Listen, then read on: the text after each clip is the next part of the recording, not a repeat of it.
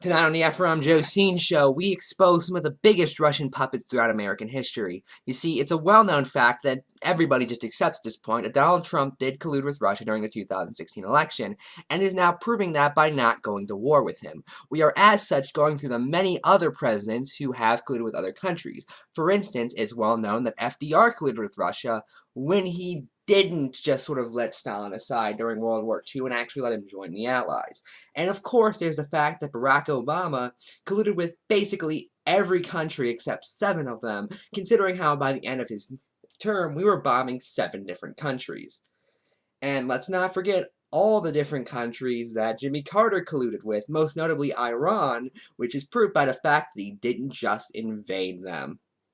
You know, as we should have.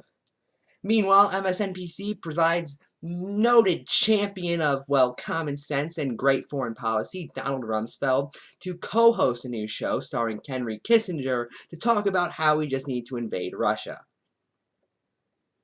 I'm Ephrom Josine, and this is the Ephrom Josine Show. Hello, buddy, and welcome to the July 17th, 2018. I can't fix the date anymore because I already did the intro. Edition of the Ephrom Josine Show. I am your host, Ephrom Josine. Okay, so yesterday we talked about the reaction of some CNN columnist or something to the meeting with Donald Trump had with Russia, and specifically how Rand Paul and Bernie Sanders are Russian agents because they think maybe sanctions against them are bad. However, I didn't actually talk about the meeting itself with Donald Trump and Vladimir Putin. It should be known that Donald Trump has also met with tons of other foreign leaders, but when he specifically met with, including Kim Jong-un, might I add, which so-called progressives read, well, neocons. That's really no nice way to put it. These people are neocons on foreign policy. Then all of a sudden, no, that's bad. They were against me with North Korea. They were against essentially any option that is not war, because when we had a $20 trillion deficit, the best thing possible is just continue going to war with random countries.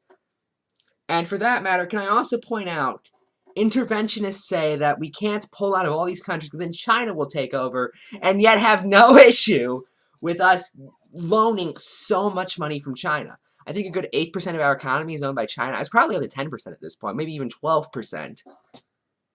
But interventionists don't care about that, just as long as China doesn't have direct action. And yet if China were to pull out of our economy, we'd essentially hit a depression. But that's fine. But as for my thoughts on it, on the Trump-Putin summit, it's really very simple. I support diplomacy, especially over war. I've made that clear. I support it with North Korea. I support it with Venezuela, which this nation also, which the people in the Trump administration also want us to invade. But I typically do support diplomacy and not going to war. I do only support war when a country has proven to be a genuine threat to, well, our country.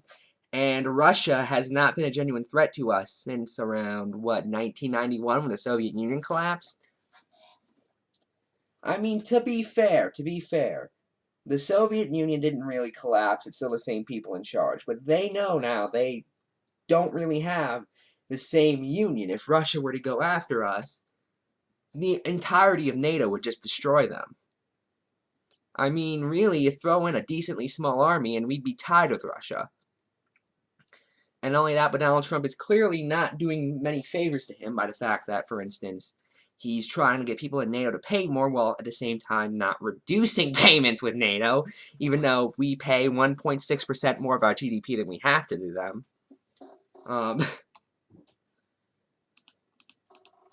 But again, I know that's another topic. But again, you know, we should be diplomatic. And for that matter, can we talk about all these people who say, no, we should be hostile towards Russia? How did my freedom get into Russia? Is it on the same truck Iraq's WMDs were on? I really don't get it. You know, we really need to put a leash on that thing sometimes. I just swear. Because one second my freedom's in Afghanistan, then it's in Iraq, then it's in Somalia, now it's in Niger for some reason. And for a while it was in Venezuela. It's just all over the place, and I don't get how it's everywhere. You know, can't my freedom just be here like it should be? Anyway, let's move on to live action, one of my favorite topics. You tweeted this recently, and this sort of goes into, I talked about them in the column I wrote recently, Double Standards in Politics, you can find on Ephrom, Josine.blogspot.com.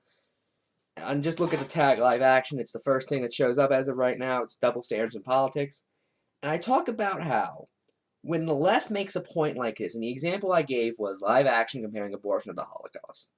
When the left makes a point like that, they're laughed at. When the right makes a point like that, it must be taken seriously. Here's an example. In NYC, that's New York City, more black babies are aborted than born. A city health report shows between 2012 and 2016, a very wide time span, mind you, 136,000 black babies were aborted, but 118,000 black babies were born. It's no wonder civil rights activists denounce abortion as genocide. Actually, the only I can think who ever did that was Jesse Jackson, even then he stopped a while ago. So, this is what we call identity politics. Because, you know, if you say that, like, oh, it's systematic issues that are causing, you know, black people to have lower wages and for them to have higher crime reports, and the fact that court systems are not fair to them on average, then these people are like, oh, well, you would have gotten no time if you didn't commit a crime, and you know, just all those excuses. And to be fair, I'm not entirely convinced there's a large amount of systematic issues. There are definitely some systematic issues, but I'm not convinced there's a large amount of them. But if you say, oh, why, abortion is racist, that's a very deep thought. It reminds me of that BBC version of Gulliver's Travel, where Gulliver just goes to a philosopher and says, oh, we're going west, right? And the philosophers just go, that's an interesting thought. You know, it's kind of like that. It's just,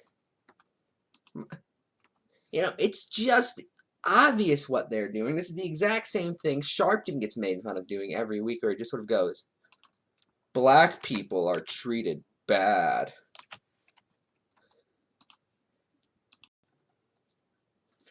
You know, and I'm just sitting there the entire time thinking, so wait, it's not wage issue. And for that matter, you want to fix it, why not fund black schools more? It's been proven that comprehensive sex education lowers the amount of abortions. It's just an objective fact. And yet, these are the same people, mind you, who support only local governments funding schools. Maybe you'll get a lot of them, in fact, saying, no, we need to give more money to private institutions. That's basically what a voucher is giving money to a Christian school or a private school, which is completely the definition of crony capitalism, by the way. You know, these people are all for that. You know, you can't have the federal government fund schools. Well, why not? You know. And for that matter, I've gone through this time and time again, by the way. But these are the same people who complain that abortion has become a business. But at the same time, I don't want the government funding it, which doesn't make any sense. Either the government funds it or it's a private business. You have to pick one. It cannot be neither. Even if you ban it, it's going to be a business on the black market. Everybody always ignores that part. But, you know, that's it. I'm Ephrom, and good night.